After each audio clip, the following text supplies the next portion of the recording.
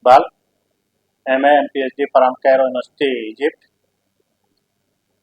13 मई 2023 को जामिया मोहम्मदिया के college of Arabic language and Islamic studies में मैंने एक लेक्चरर और प्रीचर की हैसियत से अप्लाई किया और इंटरव्यू के बाद मेरा अपॉइंटमेंट हुआ।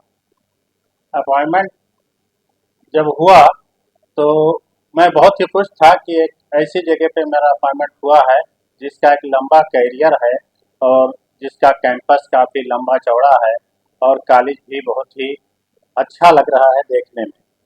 ये आप लोग देख सकते हैं, ये है कॉलेज। 48 ईयर्स से कॉलेज और जामिया चल रहा है और ये उसका कैंपस है।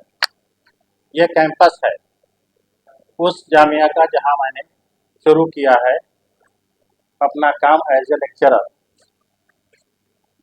ये वो कॉलेज है, college of Arabic language and Islamic studies. इसमें और बहुत सारे कॉलेजेस हैं।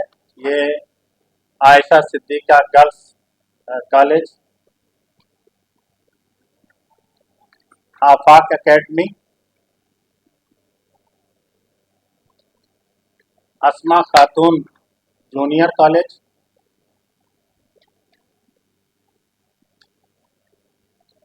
माहद उस्मान बिन अफ्फान ले तहफ़ीज़ुल कुरान एक और स्कूल,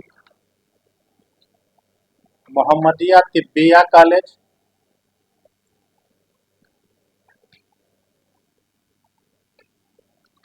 और मौलाना मुख्तार अहमद नदवी टेक्निकल कॉलेज। ये सारे जो स्कूल और कॉलेजेस हैं वो उस जामिया मोहम्मदिया के कैंपस में हैं। मैंने 1 साल तक बतौर लेक्चरर और प्रीचर उस कॉलेज में काम किया।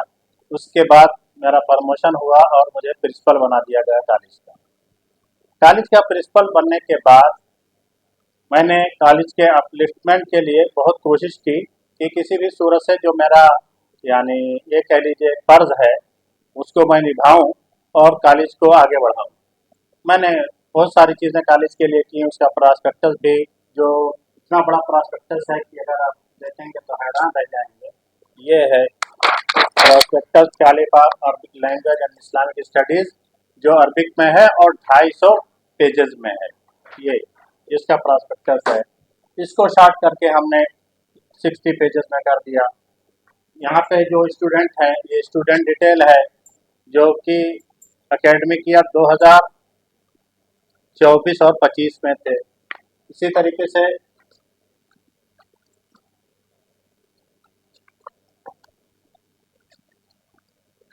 ये जो फैकल्टी है वहाँ की हर एक का बायोडाटा है, जिसमें 9 PhD होल्डर हैं और 4-5 MA हैं। तो वो कॉलेज ये था जिसमें हमने काम शुरू किया। जैसे जैसे बात आगे बढ़ती गई और ज़माना गुजरता गया, मैंने प्रेसिडेंट से बात की। जो प्रेसिडेंट हैं वो अरशद मुख्तार साहब हैं और उनके बेटे हैं राशिद मुख्तार, वो उसके सेक्रेटरी हैं, कि कॉलेज एफिलिएट है या नहीं है। तो कहने लगे नहीं, एफिलिएट नहीं है, बस हम करवाने वाले हैं। तो हमने ये कहा कि ठीक है, अगर एफिलिएट नहीं है तो हम भी कोशिश करते हैं उसे एफिलिएट हो जाए। फिर इजिप्ट गए प्रेसिडेंट हमारे, वहाँ के अल अज़हर यूनिवर्सिटी और कैरो यूनिवर्सिटी के वाइस चांसलर को लेटर लिखा कि हमारे ये जो कॉलेज है, कॉलेज ऑफ अरबिक लैंग्वेज और इस्लामिक स्टडीज़ की डिग्री वहाँ इक्वल कर ली जाए या यहाँ रिकगनाइज कर ली जाए। वहाँ से लेटर आया इजिप्ट एम्बेसी ऑफ इंडिया को न्यू दिल्ली में। लेकिन जब एम्बेसडर ने इनसे पूछा, मैं भी उस मीटिंग में था, कि ये बताइए कि आपकी यूनिवर्सिटी रजिस्टर्ड है या आपका कॉलेज एफिलिएट है, तो ये गोल मोल जवाब देके रह गए। कहने लगे हम लोग इंडिया में हैं और आप जानते हैं कि ये जो हुकूमत है इस दौर की वो मुसलमानों के साथ क्या कर रही है। मैं समझ नहीं पाया कि इस तरह का क्यों जवाब दिए हैं। उसके बाद जब भी मैंने एफिलिएशन के लिए कोशिश की तो कहने के लिए तो बार बार वो तैयार हुए कि हाँ हम तो बिल्कुल तैयार हैं, फौरन हो जाए। लेकिन जब करने की बात आती थी तो कोई ना कोई ऐसा बहाना बना करके वो टाल देते थे ताकि ये एफिलिएशन वाला काम, ये ज़्यादा इसमें एग्रेसिव ना हूँ उसको करने के लिए, बल्कि ये खामोश रहे। फिर अभी तकरीबन 25-26 जून को मालेगांव सिटी कॉलेज के प्रिंसिपल से एक मीटिंग हुई, जिस मीटिंग में डॉक्टर अकील शाह भी थे, जो यहाँ मौलाना मुख्तार अहमद नदवी टेक्निकल कॉलेज के, इस कॉलेज के प्रिंसिपल भी हैं। उसमें हमारे प्रेसिडेंट साहब ने कहा कि ये कॉलेज ना सिर्फ ये कि एफिलेटेड नहीं है, बल्कि इसको यूजीसी का अप्रूवल भी नहीं हासिल है। इसी तरीके से ऑटोनोमस जो ministry of higher education and technology Maharashtra से मिलना चाहिए, वो भी नहीं है। तो मैं तो बिल्कुल हैरान रह गया, मेरे पांव तले से जमीन खिसक गई कि हम कहाँ काम कर रहे हैं, किस जगह पे हैं, और ये गैर कानूनी काम क्यों कर रहे हैं। इतनी बड़ी बिल्डिंग, इतना बड़ा स्ट्रक्चर बना करके हम लोग जो बच्चों को डिग्री दे रहे हैं, हर साल 200 बच्चे इसमें एडमिशन लेते हैं, पास आउट होते हैं। पास आउट होने के बाद उनको जो हम डिग्री देते हैं, वो डिग्री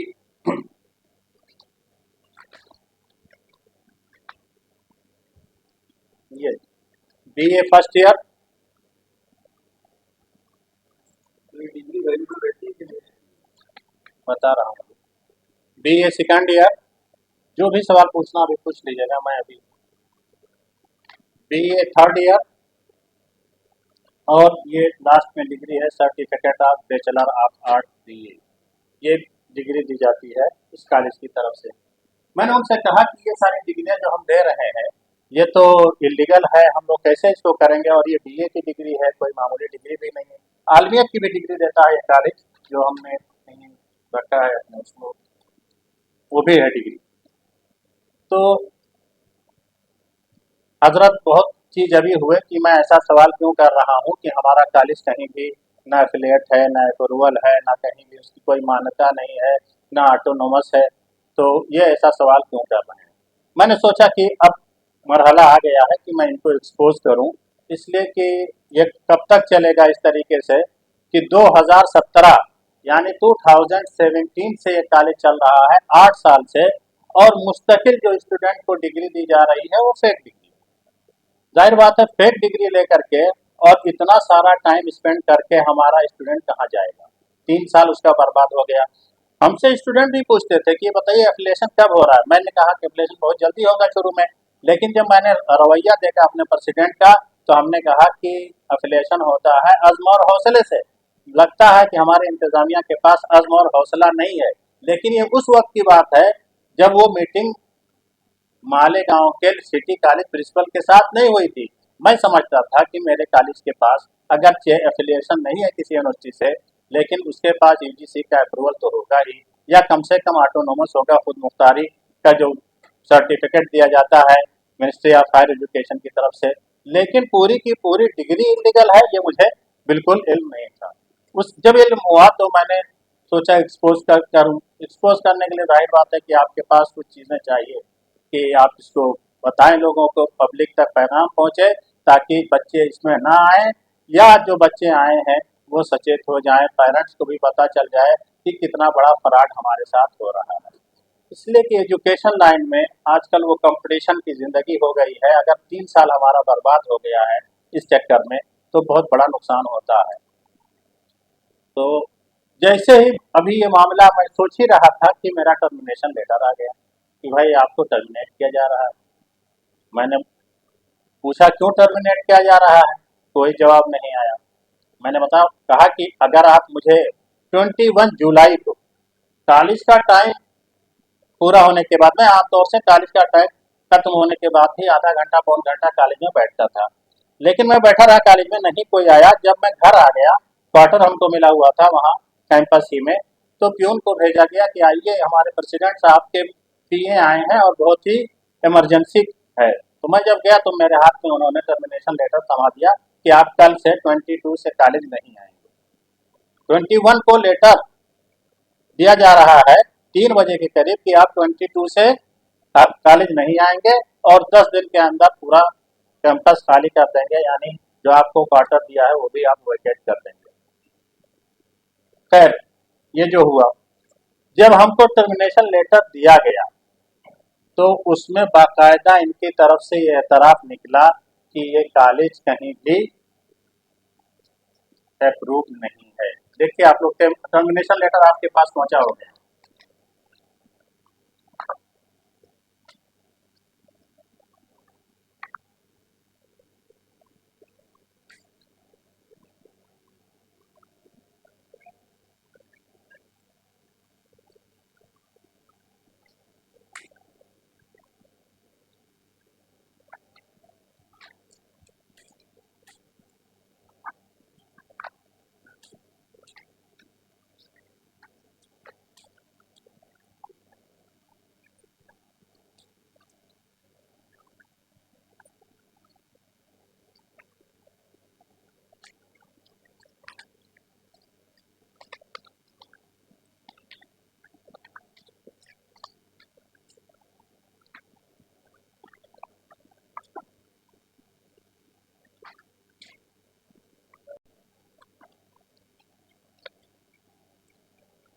इसमें क्या लिखा हुआ है, हमें टर्मिनेट किया जा रहा है। उसमें लिखा जा रहा है the college of Arabic language and Islamic studies Mansoora Malegaon affiliated with the Al Jamia Al Mohammadia education society Mumbai, affiliated with Jamia Mohammadia education society Mumbai. उसी दिन से मुझे पता चला कि एफिलिएशन अब यूनिवर्सिटी नहीं देती है बल्कि अब सोसाइटी भी एफिलिएशन देने लगी है। तो ये जो इनका फराड था, इन्होंने खुद अपने टर्मिनेशन लेटर में क्लियर कर दिया कि हमारा जो कॉलेज है वो किससे एफिलिएट है, अलजामिया मोहम्मदिया एजुकेशन सोसाइटी से। जब टर्मिनेशन लेटर दिया गया मुझे तो उसमें लिखा हुआ है अलजामिया मोहम्मदिया एजुकेशन सोसाइटी, और यहाँ पे जो डिग्री दी जा रही है स्टूडेंट को उसमें क्या लिखा हुआ है, सिर्फ जामिया मोहम्मदिया एजुकेशन सोसाइटी। यानी इसमें भी जो सोसाइटी का नाम दिया गया वो नाम भी गलत है। लीगल कौन सी है इनकी society, the Al Jamia Al Mohammadia education society. ये देखिए, ये है the Al Jamia Al Mohammadia education society, ये रजिस्टर्ड है यहाँ चैरिटी कमीशन में। लेकिन अल जामिया मोहम्मदिया एजुकेशन सोसाइटी और जामिया मोहम्मदिया एजुकेशन सोसाइटी ये रजिस्टर्ड नहीं है। बाकायदा लेटर है ये सोसाइटी की तरफ से जिसमें ये लिखा हुआ है कि ये रजिस्टर्ड नहीं है। ये देखिए, इसमें लिखा हुआ है कि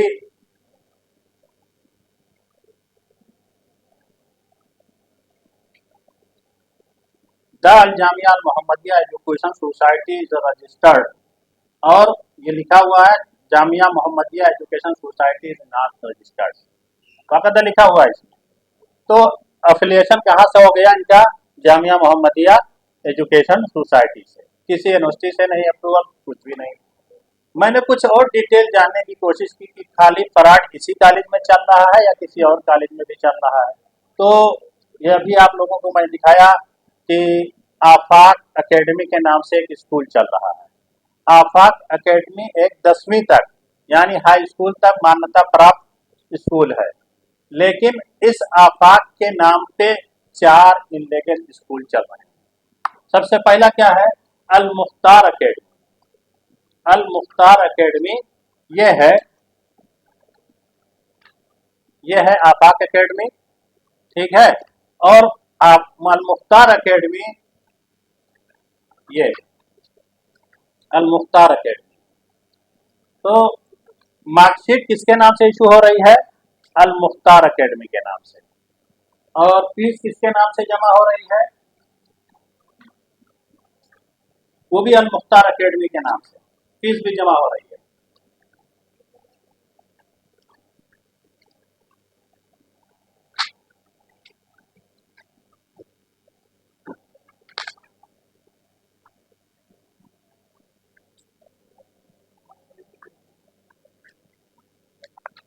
दिया जा रहा है तो आफाक एकेडमी के नाम से दिया जा रहा है।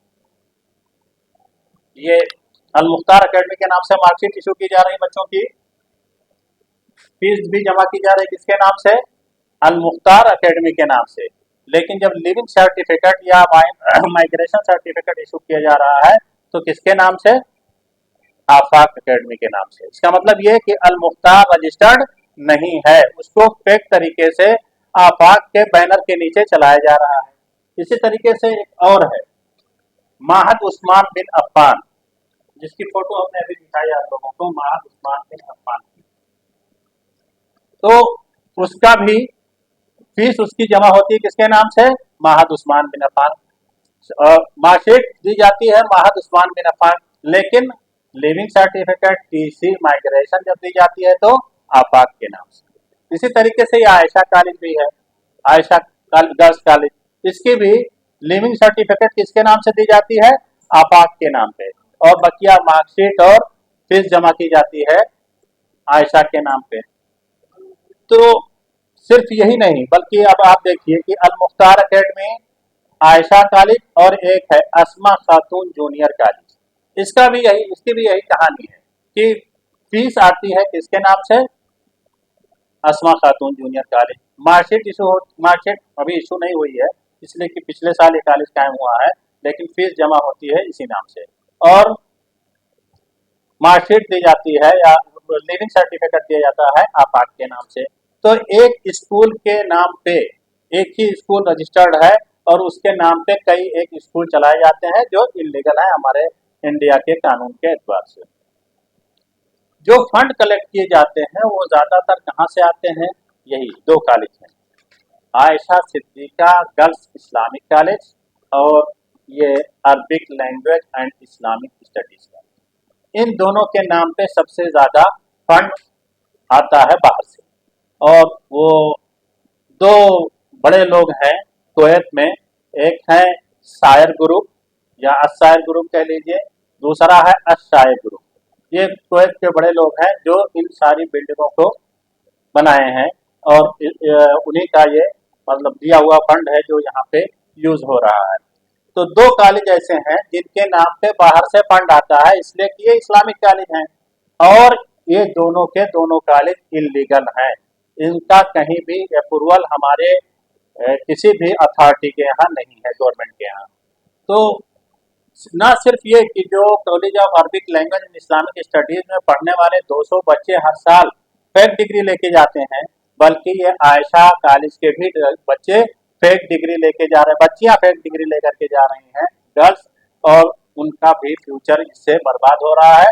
तो क्योंकि इससे स्टूडेंट का करियर जुड़ा हुआ है, पेरेंट्स जुड़े हुए हैं, और हम टीचर भी जुड़े हुए हैं। अब टीचर्स का क्या हाल है कि टीचर आते हैं, पढ़ाते हैं, अगर उनको नहीं पसंद आया, 1 महीने बाद, 2 महीने बाद, 1 हफ्ते बाद, 1 साल के बाद आपको कभी भी टर्मिनेट किया जा सकता है। पीएफ का सिस्टम टीचर के लिए नहीं है किसी भी कॉलेज में, और ये गवर्नमेंट की निगाह में इलीगल है, लीगल नहीं है। टीडीएस भी नहीं है, और जो भी फैसिलिटीज दी जाती है टीचर को एज ए टीचर किसी भी कॉलेज में, और ये तो यूनिवर्सिटी लेवल के चलाते हैं, कहते हैं ये इसका नाम रखा है अल जामिया अल मोहम्मदिया, यानी अ कम्प्रहेंसिव यूनिवर्सिटी, इस्लामिक यूनिवर्सिटी। तो इतनी बड़ी अगर यूनिवर्सिटी आप चला रहे हैं और उसकी इतनी कॉलेजेस इलीगल हैं, जिसकी ये बड़ी बड़ी बिल्डिंगें हैं, तो वो फिर कॉलेज कॉलेज नहीं रहा, बल्कि वो तो एक ऐसा फ्रॉड हो गया कि जिसके बारे में इन्वेस्टिगेशन करना जरूरी है। फिर जब हमने मालूम करना शुरू किया कि लाओ भाई कुछ और देखते हैं, तो चैरिटी कमीशन में हमने जब राब्ता किया तो पता यह चला कि दा अल जामिया अल मोहम्मदिया तो यहाँ पे रजिस्टर्ड है, लेकिन जामिया मोहम्मदिया और अल जामिया मोहम्मदिया रजिस्टर्ड नहीं है।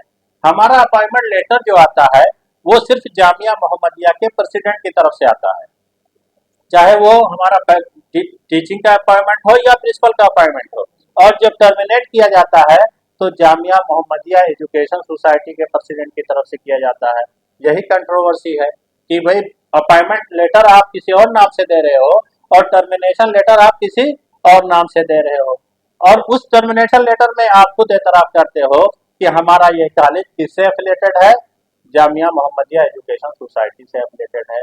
तो बहुत बड़े पैमाने पे फ्रॉड चल रहा है। हम जैसे लोग उसमें क्या कर सकते हैं, कितना इन्वेस्टिगेशन कर सकते हैं?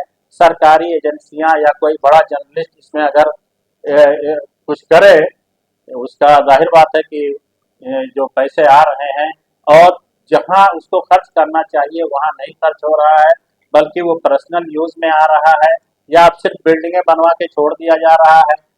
सिर्फ 20% बिल्डिंगें यूज हो रही हैं इस वक्त स्टूडेंट के पर्पज में, बाकी बिल्डिंगें खाली पड़ी हैं। लेकिन हर साल कोई ना कोई एक नई बिल्डिंग बन के तैयार हो जाती है। अभी आप जाएंगे तो देखेंगे 4-5 बिल्डिंगों का कंस्ट्रक्शन चल रहा है, हमेशा चलता रहता है पूरे साल।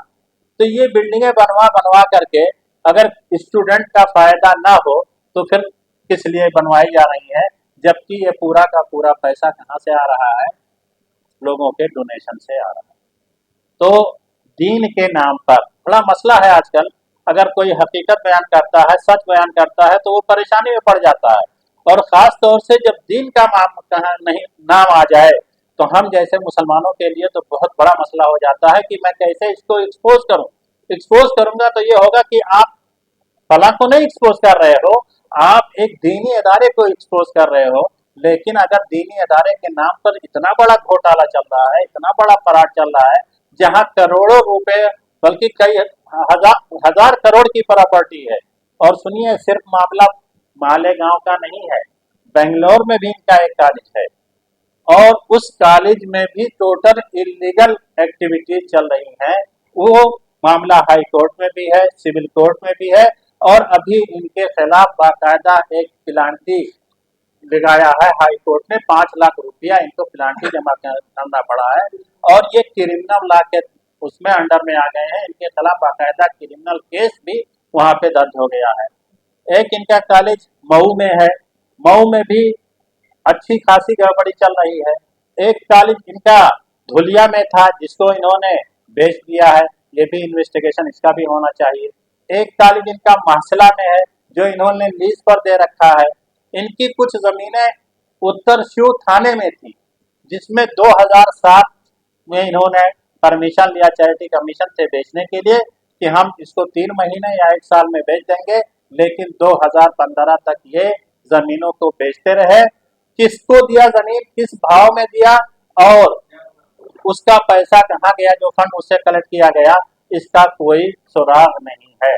इसलिए हमारा ये मुतालबा है कि इसका ढंग से इन्वेस्टिगेशन किया जाए।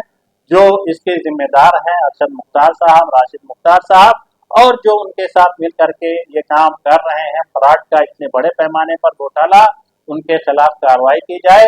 क्योंकि ये मामला न सिर्फ स्टूडेंट और पेरेंट्स से रिलेटेड है, बल्कि हमारे इंडिया के कॉन्स्टिट्यूशन से भी ये मुताल्लिक है। मैं ये जानना चाहता हूँ कि इस कॉलेज का कैसे क्लेम कर देंगे, उनको सर्टिफिकेट मिल गया है तो नमस्कार, अपनी तरफ से इशू कर रहे हैं। इसीलिए तो कह रहा हूँ इलीगल है। ये लिखा हुआ बीए का सर्टिफिकेट आप देख सकते हैं कि इसमें कुछ है गवर्नमेंट का।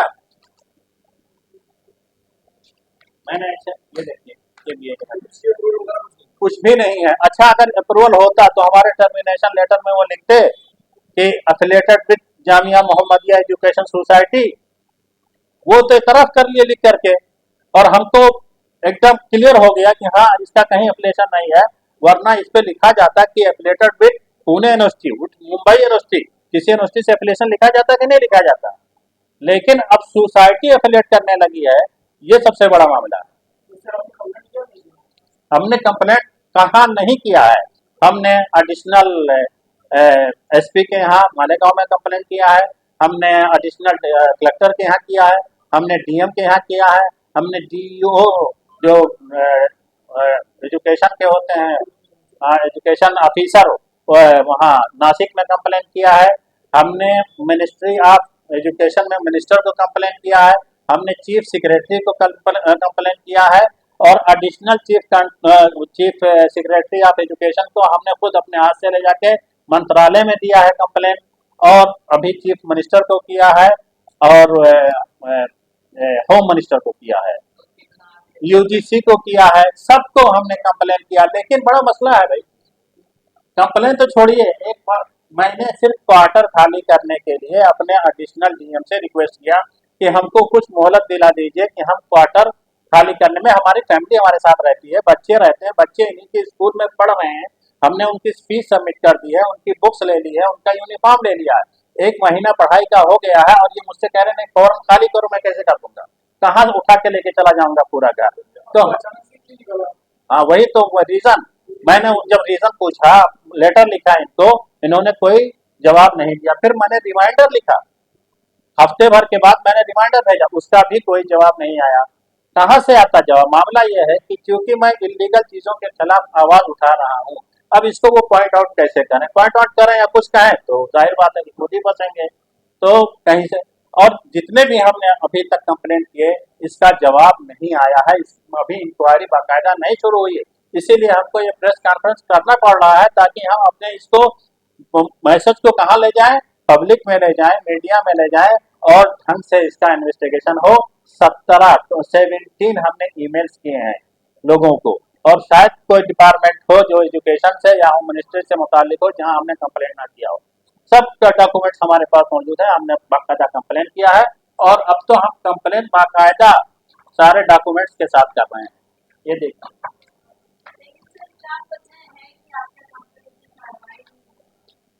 वही तो वजह है ना, आदमी बड़ा है। ये देखिए, हाईकोर्ट ने जो 5 लाख का कॉस्ट इम्पोज किया था, किस कंपनी का? वो बेंगलोर का मामला है। क्या बात? बेंगलोर में इनका एक समर इंटरनेशनल स्कूल चलता है, और वो स्कूल भी अभी मिनिस्ट्री ऑफ एजुकेशन ने उसको कहा कि इलीगल स्कूल है, लेकिन इन्होंने उसको लीगल साबित करने के लिए हाई कोर्ट में 50 लाख कभी सबमिट किया है कि हम इसका केस लड़ेंगे।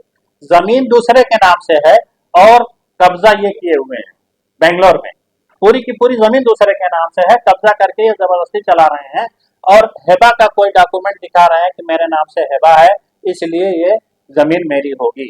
और इन्हीं सब को लेकर के उनके खिलाफ एक क्रिमिनल केस भी वहां पे हो गया है, और हाई कोर्ट ने भी किया है।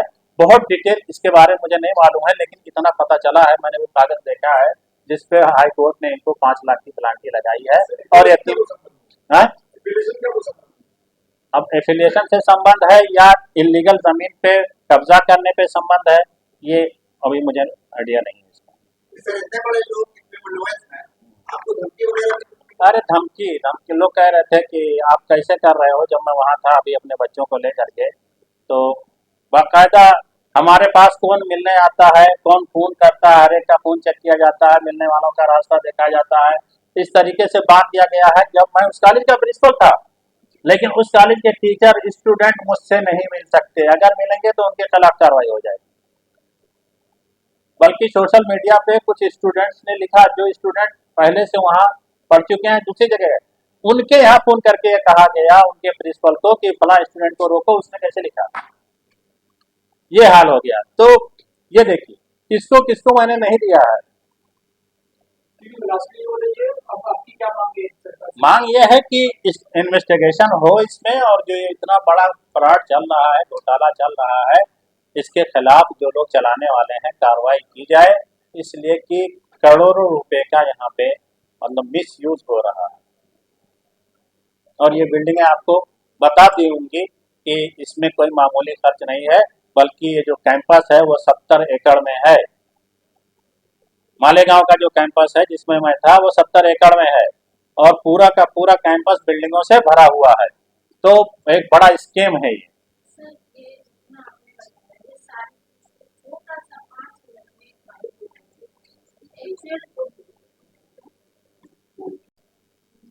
जामिया मोहम्मदिया मंसूरा के अंदर एक कॉलेज है, college of Arabic language and Islamic studies.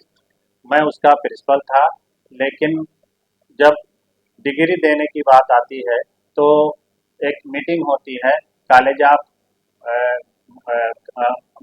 Malegaon city college के प्रिंसिपल के साथ, जिसमें हमको ये पता चलता है कि ये कॉलेज ना तो यूजीसी से अप्रूव्ड है, ना ही ministry of education and higher education और टेक्नोलॉजी से ये ऑटोनोमस है, और ना ही किसी यूनिवर्सिटी से इसका एफिलिएशन है।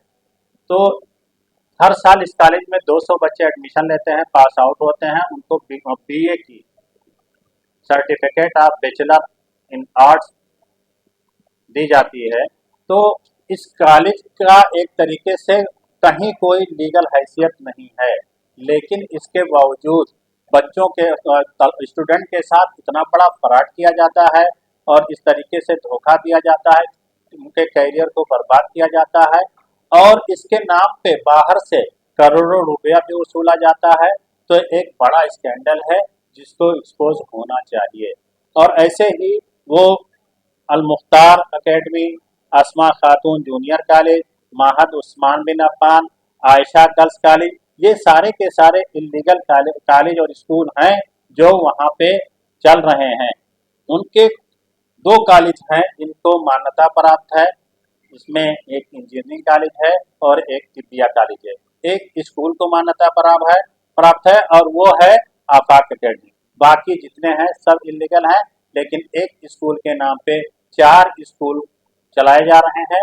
और इसी तरीके से कॉलेज ऑफ अरबिक लैंग्वेज में बहुत सारी गड़बड़ियां हैं जो बच्चों को इस तरीके से उनके फ्यूचर से खेला जा रहा है। इस मामले को लेकर के मैंने बहुत कोशिश की, बहुत जगहों पे मैंने अपना एप्लीकेशन दिया, लेकिन कहीं से भी कोई कार्रवाई नहीं हो रही है। इससे पता चलता है कि आदमी बहुत बड़ा है और अंदर से बहुत मजबूत है, काफ़ी पैसों वाला है, जिसके खिलाफ कार्रवाई करना इतना आसान नहीं है। मुझे भी काफ़ी तंग करने की कोशिश की गई, लेकिन अल्हम्दुलिल्लाह मैं हिम्मत नहीं हारा और आज मैं मीडिया के सामने और लोगों के सामने इस बात को रखता हूँ कि इस बड़े फराड और घोटाले का पर्दाफाश किया जाए और जो इसके चलाने वाले हैं उनको सज़ा दी जाए, ताकि कोई आइंदा इस तरह की हरकत ना करे। हमारे मुल्क के लीगल और इलीगल में फ़र्क हो और जो इलीगल एक्टिविटी करे उसके खिलाफ कार्रवाई की जाए। मांग है कि सरकार इतने बड़े पैमाने पर 2017 से डिग्री अलॉट की जा रही है, वो भी बीए की डिग्री, तो ये अब तक दार क्यों है? क्यों नहीं अभी तक आया? क्या कोई एजेंसी, चाहे वो हमारा एजुकेशन डिपार्टमेंट हो या होम अफेयर्स हो या कोई भी जो रिलेटेड हो इससे, यानी हमारे डीएम भी हो सकते हैं, इन्होंने अभी तक क्यों छोड़ रखा है कॉलेज को कि वो इस तरह की हरकत करे, या कॉलेज के या वहाँ के जिम्मेदारों को, वहाँ की इंतजामिया को जल्द से जल्द इस पर कार्रवाई हो, ताकि जो स्टूडेंट हैं उनका कैरियर ना खराब हो और फेक डिग्री ना इशू की जाए। ये हमारा मुतालबा है। हमने बहुत जगहों पर अप्लाई किया लेकिन जवाब नहीं मिला है, इसलिए मैं मीडिया के सामने आया हूँ और सरकार से ये मेरा मुतालबा है कि इस घोटाले को आम किया जाए और इसका पर्दाफाश करके जो दोषी हैं उनको सजा दिलवाई जाए। आपने